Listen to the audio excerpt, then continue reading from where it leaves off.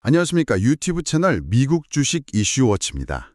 오늘은 글로벌 결제 시스템의 정말 뭐랄까 절대 강자라고 할 수 있는 비자에 대해서 좀 깊이 탐구해보는 시간을 갖겠습니다. 저희가 조사한 바에 따르면요. 비자는 그냥 단순한 신용카드 회사, 이걸 넘어서서 금융의 미래를 이끌어가는 어떤 기술 플랫폼 기업으로 봐야 할 것 같아요. 그래서 그 성장 잠재력이나 투자 가치, 이런 긍정적인 측면들을 좀 집중적으로 파헤쳐 보겠습니다. 네, 안녕하세요. 근데 이제 말씀하신 것처럼 밝은 전망만 있는 건 아니죠. 비자라는 기업의 규모가 워낙 크다 보니까 그 이면에는 또 만만치 않은 도전 과제들이나 리스크 요인들도 분명히 존재합니다. 특히 이제 비자의 가치 평가, 그 밸류에이션이 과연 지금 수준이 적정한가, 합당한가 하는 부분 하고요. 또 성장을 가로막을 수 있는 그런 잠재적인 위험 요인들은 또 뭐가 있는지, 이런 부분들을 좀 더 냉철하게, 어떻게 보면 약간 비판적인 시각으로 분석해 볼 필요가 있다고 생각합니다. 오늘 저희 얘기를 통해서 청취자 여러분께서 비자에 대해 좀 더 균형 잡힌 시각을 가지시는데 도움이 되면 좋겠습니다. 좋습니다. 그럼 비자의 그 핵심 경쟁력부터 한번 살펴볼까요? 제가 생각할 때 비자의 가장 큰 매력 포인트 중 하나는 바로 자산 경량화 사업 모델 이거거든요. 아, 네, 그 에셋라이트 모델 말씀이시죠? 네, 맞습니다. 은행처럼 고객 예금을 받거나 직접 대출을 해주는 게 아니잖아요. 그냥 결제가 원활하게 이루어지도록 그 네트워크망, 이걸 제공하고 거기서 수수료를 받는 구조란 말이죠. 그러니까 덕분에 신용 리스크, 다시 말해서 돈을 떼일 위험, 이런 거에서 상당히 자유롭다는 큰 장점이 있습니다. 그렇죠. 직접적으로 대출해주고 못 받을 위험, 이런 건 없다는 게 비즈니스 모델의 핵심 강점인 건 분명하죠. 그리고 그게 결국 높은 수익성으로 이어지는 가장 큰 이유 중 하나고요. 바로 그겁니다. 신용 리스크가 거의 없다 보니까 자기 자본 이익률, ROE라고 하죠. 이게 50%를 넘어요. 그리고 총 자산 이익률, ROA도 18% 이상이 나오는데 이건 일반적인 금융기관하고는 정말 비교하기 어려운 수준의 엄청난 효율성입니다. 이렇게 잘 벌어들인 이익을 가지고 또 높은 배당을 주거나 꾸준히 자사주 매입을 하니까 주주 가치를 계속 높이는 그런 선순환 구조가 만들어지는 거죠. 수익 구조 자체도 보면 데이터 처리 수수료가 한 40%, 서비스 수수료 35%, 또 국제거래 수수료가 한 20% 이렇게 다각화되어 있어서 상당히 안정적이고요. 네, 물론 그 자산 경량화 모델의 장점은 아주 뚜렷합니다. 수익성도 좋고. 하지만 그렇다고 해서 신용 리스크가 전혀 없다. 이렇게 단정하기는 좀 어려울 것 같아요. 간접적인 리스크는 분명히 존재하거든요. 간접적인 리스크라면 어떤 걸 말씀하시는 걸까요? 예를 들어서 경기가 갑자기 크게 안 좋아져서 카드 대금을 제때 못 갚는 고객들이 확 늘어난다고 생각해 보세요. 그러면 당연히 카드 발급 은행들의 재무 상태가 나빠지겠죠? 은행들이 어려워지면 비자에게 지급하는 여러 인센티브 규모를 줄일 수도 있고 아니면 마케팅 활동 자체를 축소할 수도 있지 않겠어요? 이게 결국에는 비자의 거래량 증가율을 둔화시킨다거나 수익성 악화로 이어질 수 있는 그런 간접적인 영향이 있다는 겁니다. 네, 일리 있는 지적이십니다. 하지만 그 영향의 정도가 그렇게 크지는 않을 거라는 분석도 있거든요.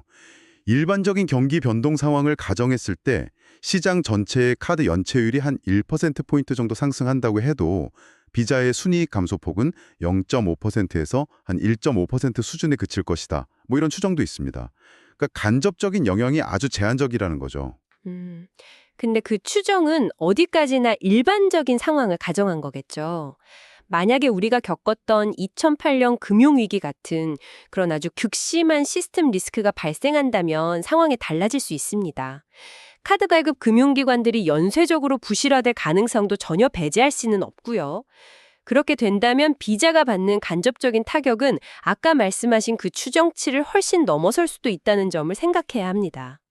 결국 리스크를 완전히 없앤 게 아니라 그 리스크를 네트워크에 참여하는 다른 주체들, 그러니까 은행 같은 곳에 상당 부분 전가시킨 모델이다. 이 점을 좀 기억할 필요가 있어요. 네, 리스크 요인에 대해서는 잠시 후에 좀 더 깊이 다뤄보기로 하고요. 비자의 또 다른 강력한 무기, 어떻게 보면 핵심 경쟁력인데 바로 비자넷에 대해서 이야기를 좀 해보죠. 아, 네, 비자넷. 그 기술력이 정말 대단하죠. 그렇습니다. 이게 바로 비자의 핵심 기술이자 경쟁 우위의 가장 중요한 원천이라고 할 수 있어요. 연간 처리하는 거래건 수만 해도 수천 조건에 달한다고 하고요. 이 네트워크를 통해서 막아내는 사기 거래 피해액, 이것만 해도 연간 약 78억 5천만 달러, 우리 돈으로 계산하면 거의 10조 원이 넘는다고 합니다. 이렇게 강력한 보안 능력과 안정성이 있으니까 전 세계의 수많은 은행이나 가맹점들이 비자 네트워크를 믿고 사용하는 거 아니겠습니까? 네, 그 규모나 기술력은 정말 인정해야 합니다. 그건 뭐 오랜 기간 동안 축적된 데이터랑 또 꾸준한 R&D 투자가 있었기 때문에 가능한 결과겠죠. 맞습니다. R&D 투자 규모만 봐도 매년 30억에서 40억 달러, 우리 돈으로 하면 약 4조에서 5조 원 정도를 연구개발에 쏟아붓고 있습니다. 이렇게 수십 년간 쌓아온 방대한 거래 데이터, 그리고 그걸 기반으로 만든 정교한 사기 탐지 알고리즘 같은 것들은요, 후발주자가 단기간에 따라잡는다는 건 거의 불가능에 가깝습니다. 이게 바로 흔히 말하는 기술적 해자, 모트인 거죠. 일부 분석가들은 경쟁사가 지금부터 시작해서 10년 이상, 그것도 막대한 자금, 뭐 최대 1,000억 달러 이상을 쏟아부어도 지금의 비자넷 수준의 네트워크를 구축하긴 어려울 거다. 이렇게 평가하기도 하더라고요. 어이구, 1,000억 달러. 네. 그래서 이 비자넷이라는 네트워크 자체의 내재 가치만 해도 2,300억 달러가 넘는다, 이런 추산도 있습니다. 현재 비자 시가총액의 상당 부분을 이 비자넷의 가치가 설명해 준다는 거죠. 그 가치 평가는 상당히 흥미롭긴 한데요. 근데 몇 가지 좀 생각해 볼 점이 있는 것 같아요. 첫째로 아까 말씀하신 사기거래 방지로 인한 효익, 그 78억 5천만 달러요. 그걸 전부 다 비자의 가치로 산정하는 게 맞느냐 하는 부분인데 저는 약간 좀 과장된 측면이 있다고 봅니다. 왜 그렇게 생각하시죠? 왜냐하면 그 사기 방지로 인한 혜택이라는 게 비자 혼자만 누리는 게 아니거든요. 카드 발급은행, 또 가맹점, 심지어 우리 같은 최종 소비자들까지 네트워크에 참여하는 모든 주체들한테 돌아가는 혜택입니다. 물론 비자가 거기서 핵심적인 역할을 하는 건 맞지만 그 가치 전체를 비자가 독점한다고 보기는 좀 어렵지 않나 하는 생각입니다. 네, 뭐 네트워크 전체의 효익이라는 관점도 있겠네요. 네, 그리고 두 번째는 그 기술적 해자라는 게 과연 영원할 것이냐 하는 문제죠. 지금 당장은 비자넷이 정말 막강해 보이지만 예를 들어서 뭐 블록체인 기술을 기반으로 한 새로운 결제 시스템이 나온다거나 아니면 각국 중앙은행들이 직접 디지털 화폐, CBDC 같은 걸 발행해서 운영하게 된다면 미래에는 지금의 비자넷의 독점적인 지위를 위협할 가능성이 아예 없다고 단언할 수는 없을 것 같아요. 기술 환경이라는 건 항상 변하는 거니까요. 네, 뭐 기술 변화의 위협은 사실 모든 기술 기업들이 항상 안고 가야 하는 숙제 같은 거죠. 하지만 비자도 단순히 기존 시스템에 그냥 안주하고 있는 건 아닙니다. 계속해서 새로운 성장 동력을 찾으려고 노력하고 있거든요. 여기서 이제 뉴 플로우라는 개념이 중요해집니다. 뉴 플로우. 그 새로운 자금 흐름을 말하는 거죠? 네, 맞습니다. 이건 기존에 우리가 흔히 생각하는 소비자와 가맹점 간의 카드 결제, 즉 컨슈머 투 머천트 결제를 넘어서는 말 그대로 새로운 형태의 자금 흐름을 의미하는데요. 대표적으로 보면 기업 간의 거래대금 지급이라든지 개인 간의 송금, 아니면 정부가 국민들에게 복지지원금 같은 걸 지급하는 G2C, 그런 것들이 다 여기에 포함됩니다. 이 뉴플로우 시장의 잠재력이 상당히 크다는 점에는 저도 동의합니다. 전 세계적으로 봤을 때 아직도 현금이나 수표 아니면 뭐 계좌이체 같은 그런 전통적인 방식으로 처리되는 B2B 거래 규모만 해도 수십조 달러에 달한다고 하니까요. 이 거대한 시장을 디지털화해서 비자 네트워크 안으로 끌어들이겠다. 이게 비자의 중요한 성장 전략 중 하나인 거죠. 시장에서의 침투율을 2028년까지 50% 수준으로 높이겠다. 이런 아주 야심찬 목표를 가지고 있습니다. 한번 생각해 보세요. 전 세계에서 이루어지는 현금 결제의 단 1%만이라도 디지털 결제로 전환시킨다면 비자 입장에서는 그 자체로 엄청난 성장이 되는 겁니다. 그래서 연평균 10% 이상의 총 결제액 성장을 목표로 잡고 있는 것이고요. 이걸 위해서 또 포용적 금융이라는 비전 아래 아직 은행 서비스를 제대로 이용하지 못하고 있는 전 세계 14억 명의 성인 인구를 디지털 금융 생태계 안으로 끌어들이려는 그런 노력도 병행하고 있습니다. 비전 자체는 아주 원대하고 좋습니다만 그 목표 달성 과정이 생각만큼 순탄하지만은 않을 수도 있어요. 소위 말하는 포용적 금융의 대상이 되는 계층을 보면 대부분 소득 수준이 상대적으로 낮거나 아니면 신용 기록이 부족한 경우가 많거든요. 이분들이 실제로 일으키는 결제 규로라든지 아니면 그 결제를 통해서 비자에게 돌아가는 수익 기여도 같은 것들이 우리가 기대하는 수준에 미치지 못할 수도 있다는 점을 고려해야 합니다. 또 각 나라마다 금융 관련 규제가 다 다르고 통신 인프라 수준도 차이가 크고 문화적인 차이 같은 것들도 있잖아요.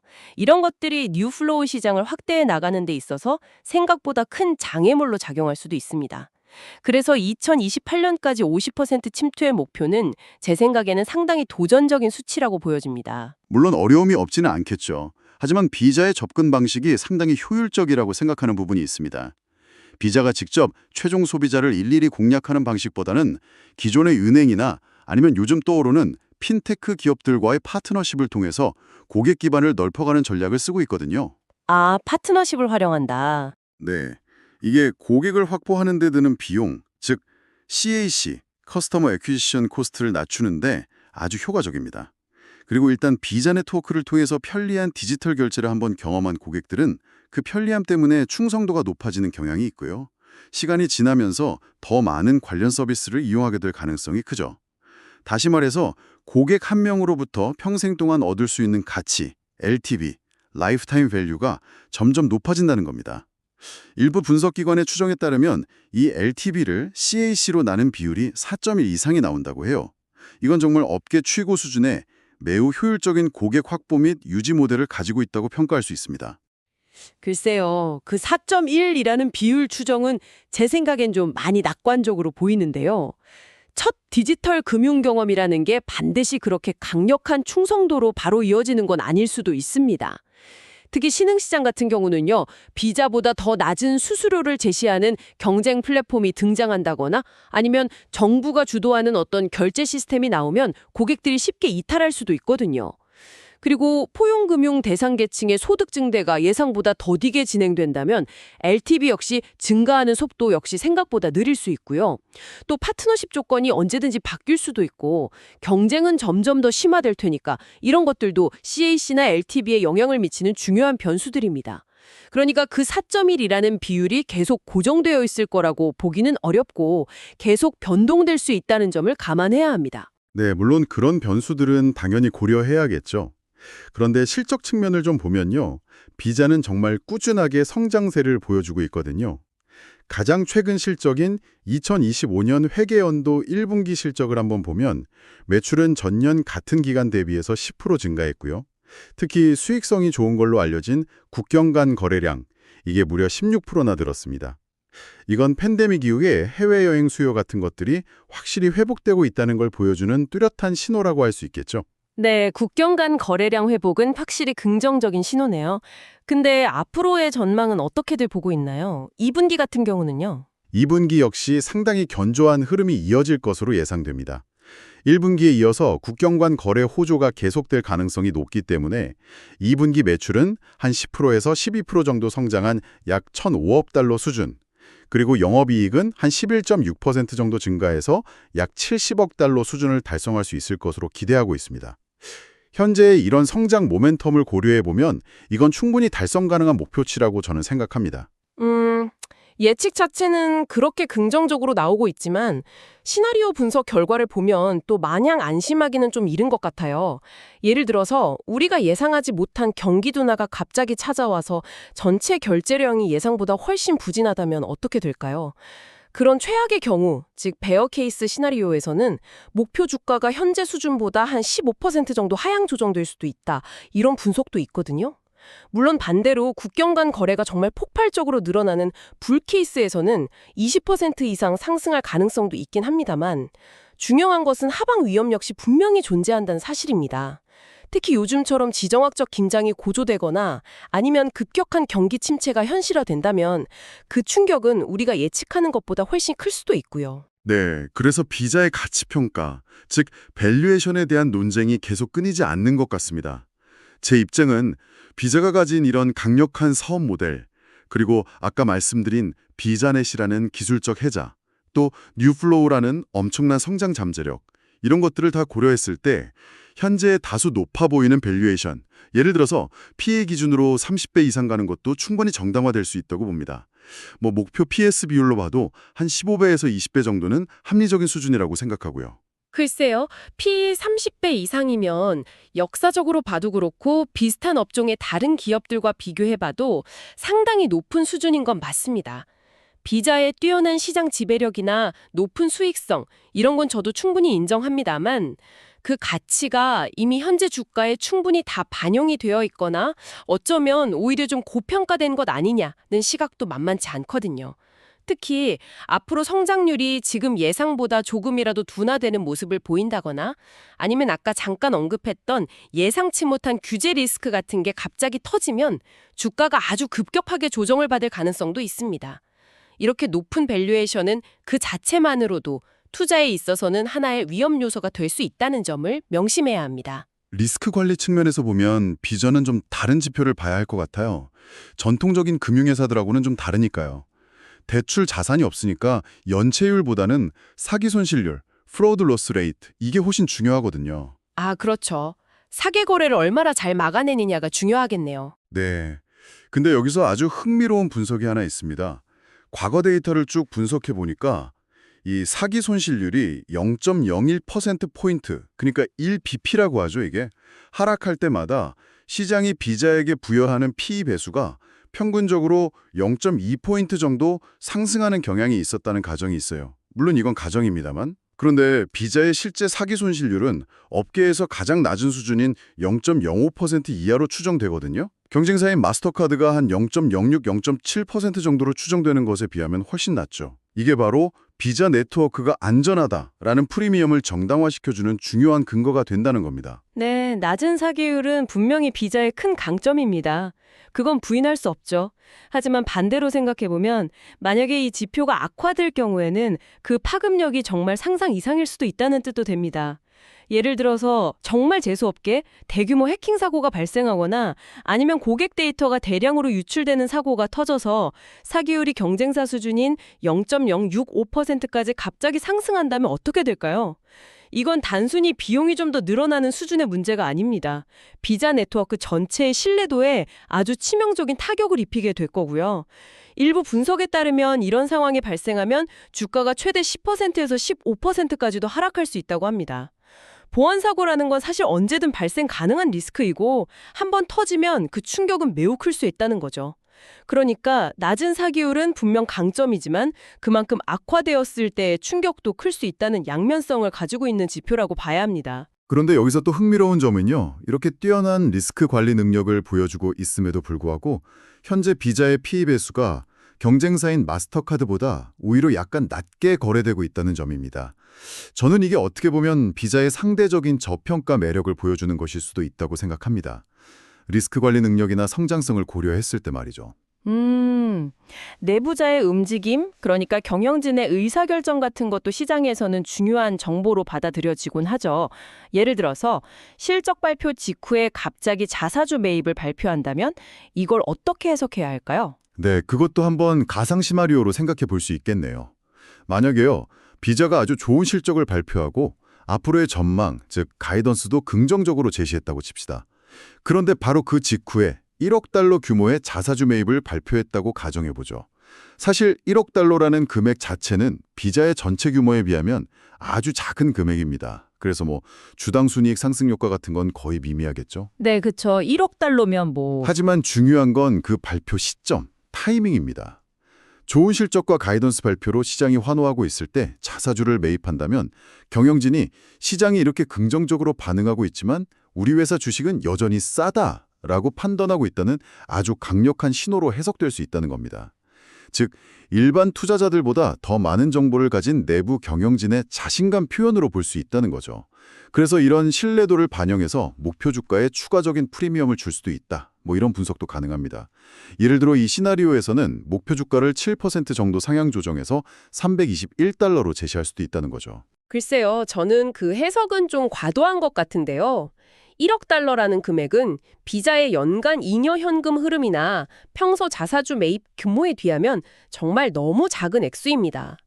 세 발의 피라고 할 수 있죠.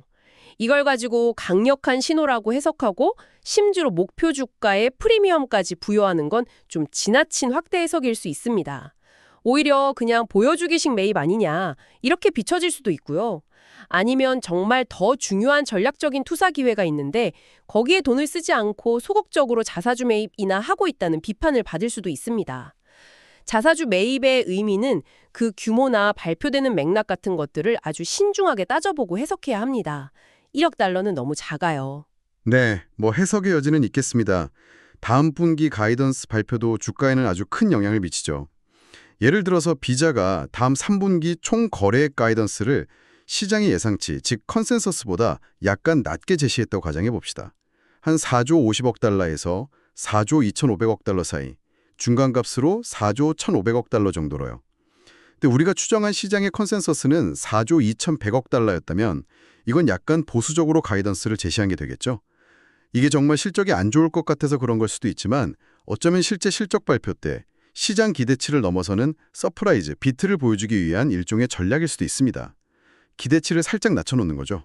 네, 맞습니다. 그래서 중요한 것은 발표되는 가이던스 숫자 그 자체보다도 시장에 숨겨진 기대치, 그러니까 소위 말하는 의사 컨센서스나 위스퍼 넘버와의 비교가 훨씬 더 중요합니다. 저희가 해본 시뮬레이션 결과를 보면요. 비자가 제시한 가이던스 중간값인 4조만 5천억 달러에 딱 부합하는 실적을 내더라도 만약 시장에 숨겨진 기대치, 컨센서스 4조 2,100억 달러에는 미치지 못한다면 주가는 오히려 0%에서 3% 정도 하락할 수도 있습니다. 반대로 시장 컨센서스를 1% 정도 상회하는 4조 2,500억 달러를 달성하면 주가는 4%에서 8% 정도 상승할 수 있고요. 만약 4조 3,500억 달러 이상으로 훨씬 더 잘 나온다면 10%에서 15%까지도 상승할 수 있습니다. 결국은 발표된 숫자 자체보다는 시장의 눈높이를 얼마나 뛰어넘느냐, 이게 주가 반응의 핵심이라는 거죠. 그렇군요. 그래서 실적 발표 시기에는 그냥 발표된 숫자만 볼 게 아니라 총 결제 규모라든지 국경 간 거래량, 또 BGA, AP 기준 영업이익률, 자사주 매입은 얼마나 했는지, 그리고 가장 중요한 다음 분기 가이던스까지 이런 핵심 변수들을 시장의 예상치, 즉 컨센서스와 꼼꼼하게 비교해보는 것이 정말 중요하겠네요. 그래서 각 변수들이 예상치를 상회해, 하는지, 부합, 베이스 하는지, 아니면 하회, 빼어 하는지에 따라서 적극적으로 매수할지, 그냥 보유할지, 아니면 비중을 좀 줄일지, 이런 전략을 미리 세워두는 것도 도움이 될 것 같습니다. 네, 그리고 옵션 시장의 움직임을 분석해보는 것도 상당히 흥미로운데요. 분석 결과에 따르면 옵션 시장 참여자들은 비자의 실적 발표 이후 하루 동안의 주가 변동폭을 대략 플러스 마이너스 1.58% 정도로 예상하고 있다는 결과가 나왔습니다. 이게 다른 대형 기술주들의 실적 발표 전후 변동성 예상치와 비교해보면 상당히 낮은 수준이거든요. 1.58%면 정말 낮은데요? 비자 실적 발표에서 엄청난 서프라이즈가 나올 거라고 크게 기대하고 있지는 않다는 뜻으로 해석될 수 있습니다. 비교적 안정적인 실적을 예상하고 있다는 거죠. 따라서 만약 실제 실적 발표 후에 주가 변동성이 이 예상 범위인 플러스 마이너스 1.58%를 크게 벗어난다면 그건 어쩌면 시장이 좀 과민하게 반응하는 것일 수도 있으니 투자 판단에 유의해야 한다는 점을 시사합니다. 자, 이제 마지막으로 좀 더 장기적인 관점에서 비자가 안고 있는 가장 큰 리스크 요인에 대해서 한번 짚어보겠습니다.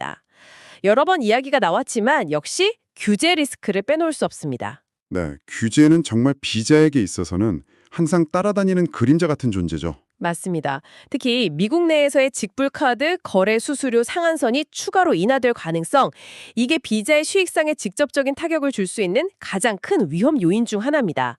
만약 최악의 시나리오, 예를 들어 수수료 상한선이 지금보다 20% 정도 추가로 인하된다고 가정하면 비자의 순이익이 최대 7%에서 10%까지 급감할 수 있고 그 결과 주가도 15%에서 20% 정도 하락할 수 있다는 분석까지 있습니다. 그 외에도 반독점 관련 소송이라든지 개인 데이터 활용에 대한 규제 강화 같은 것들도 언제든지 다시 부각될 수 있는 어떻게 보면 구조적인 위협이라고 할 수 있습니다. 규제 리스크는 분명히 존재하고 계속 주시해야 할 부분입니다. 하지만 반대로 기회 요인 또한 정말 막대하다고 생각합니다. 앞서 계속 말씀드렸던 뉴 플로우 시장, 특히 B2B나 P2P 같은 영역은 아직 대부분이 미개척 상태나 마찬가지거든요.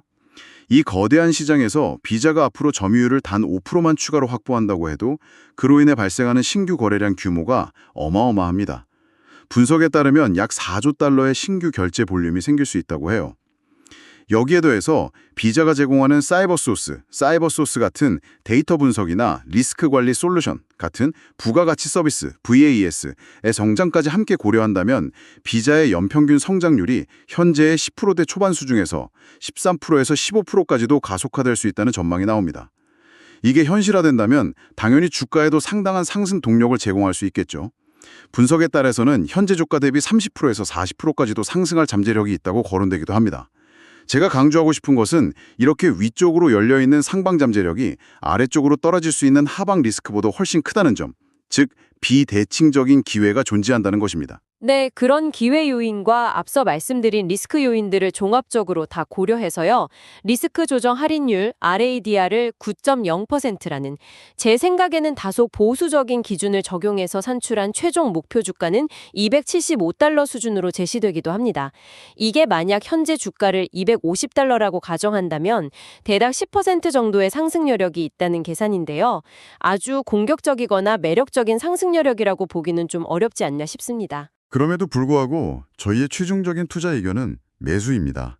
물론 규제 리스크는 분명히 존재하고 이건 앞으로도 계속해서 면밀히 관찰해야 할 중요한 변수입니다. 이 점은 동의합니다. 하지만 비자가 가지고 있는 정말 독보적인 네트워크 효과와 그 기술력, 그리고 뉴플로우와 VAS를 통해서 확보할 수 있는 그 거대한 성장 엔진의 잠재력을 고려했을 때 장기적인 관점에서 보면 투자 매력은 여전히 높다고 판단합니다. 특히 아까 말씀드린 것처럼 기회 요인이 현실화되었을 경우에 기대할 수 있는 그 비대칭적인 상승 가능성, 이게 현재 우리가 우려하는 여러 리스크들을 충분히 상쇄하고도 남는다고 생각하기 때문입니다. 네, 오늘 저희는 이렇게 비자라는 아주 흥미로운 기업을 둘러싼 다양한 기회 요인과 또 도전 과제들에 대해서 정말 깊이 있게 한번 살펴보았습니다. 강력한 자산 경영화 사업 모델, 또 비자넷이라는 난공불락에 가까운 기술적 회자, 그리고 포용적 금융이나 뉴플로우 같은 새로운 시장 개척을 통한 엄청난 성장 잠재력은 분명 비자의 밝은 미래를 기대하게 만드는 요인들입니다. 네, 하지만 동시에 현재의 높은 밸류에이션에 대한 부담감, 그리고 끊임없이 제기되는 규제 관련 리스크, 또 블록체인이나 CBDC 같은 미래 기술 변화에 따라서 경쟁 환경이 어떻게 변할지 모른다는 불확실성 등 비자가 앞으로 넘어야 할 산도 분명히 많다는 점을 기억해야 합니다. 투자를 결정하실 때는 오늘 저희가 논의했던 이런 긍정적인 측면과 또 부정적인 측면, 즉 기회와 위험 요인들을 모두 충분히 고려하셔서 아주 신중하게 접근하시기를 바랍니다. 오늘 저희 분석이 청취자 여러분의 현명한 투자 판단에 조금이나마 도움이 되었기를 바랍니다.